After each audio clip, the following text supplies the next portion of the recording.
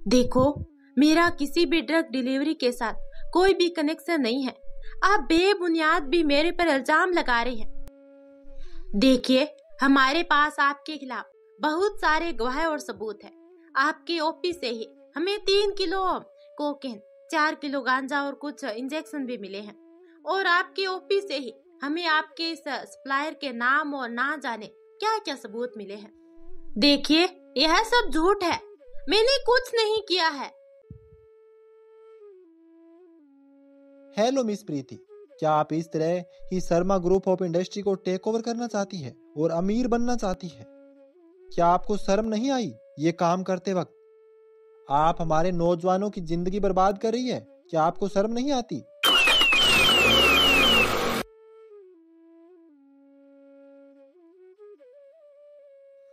देखिए, मैं एक बार अपने वकील से मिलना चाहती हूँ।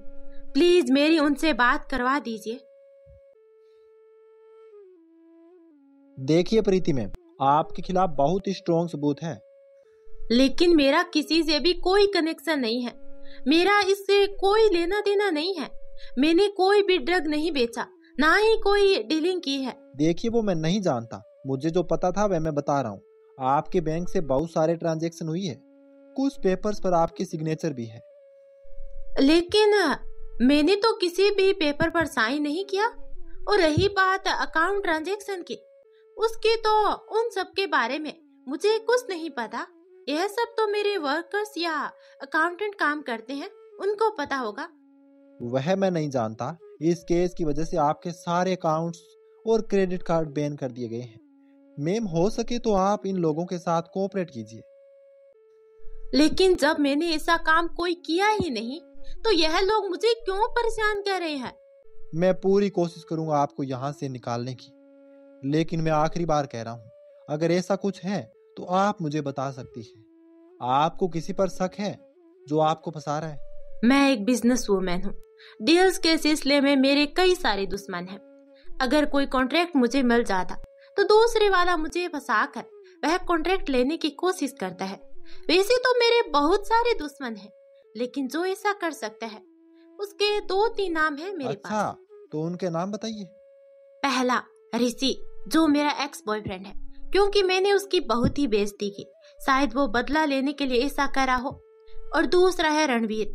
हाल ही में उसने मुझे किडनैप करके ब्लैकमेल किया था और शायद वह भी मुझे फंसाने की कोशिश कर सकता है। और तीसरा आहूजा। ओके, मैं पूरी कोशिश करता हूँ।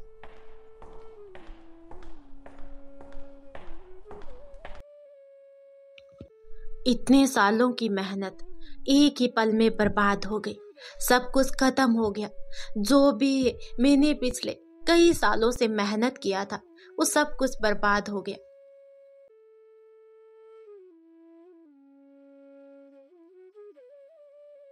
जैसा कि प्रीति सिंघानिया, जो कि ड्रग्स की सप्लाई करती है, अनेकों सबूत मिले उनके ऑफिस में।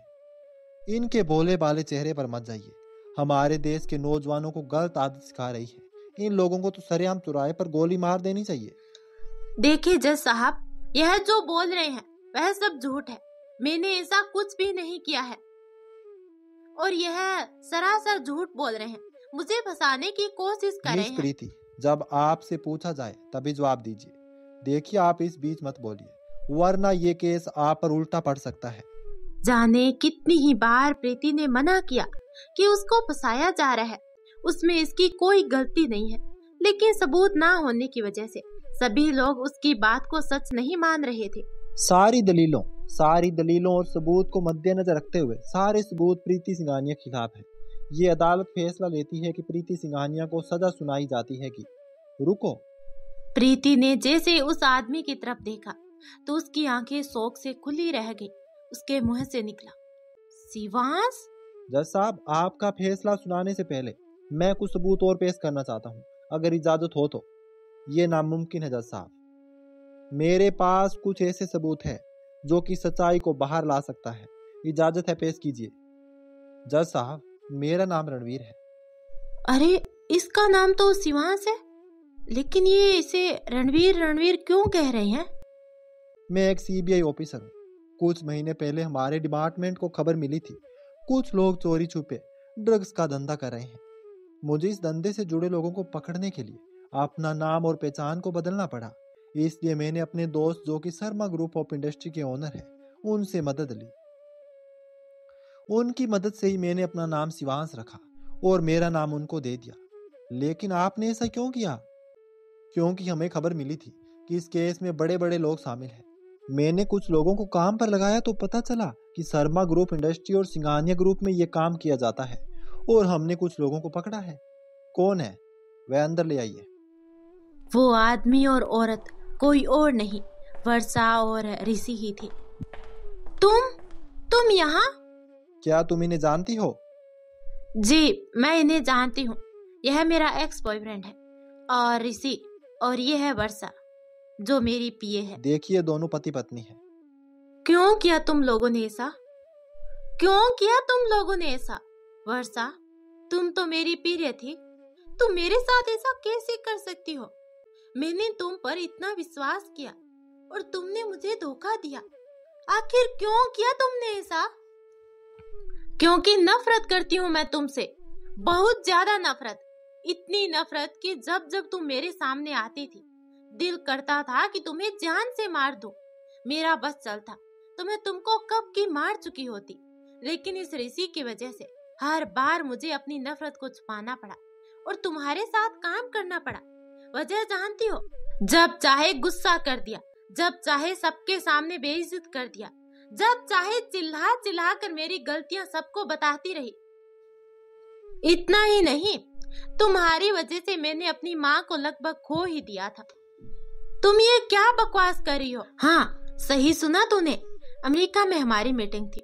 उस मीटिंग के लिए हमें विदेश जाना था।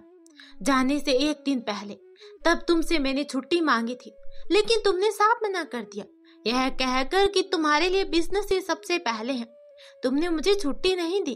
तुमने यह तक जानने की कोशिश नहीं की कि मेरी छुट्टी लेने की वजह क्या थी। जानती हो, उस दिन मेरी माँ को हार्ट अटैक आया था और मैं तुम्हारे साथ विदेश जाने की तैयारी में थी। अगर उस दिन ऋषि ना होता तो शायद मेरी माँ जिंदा ना होती।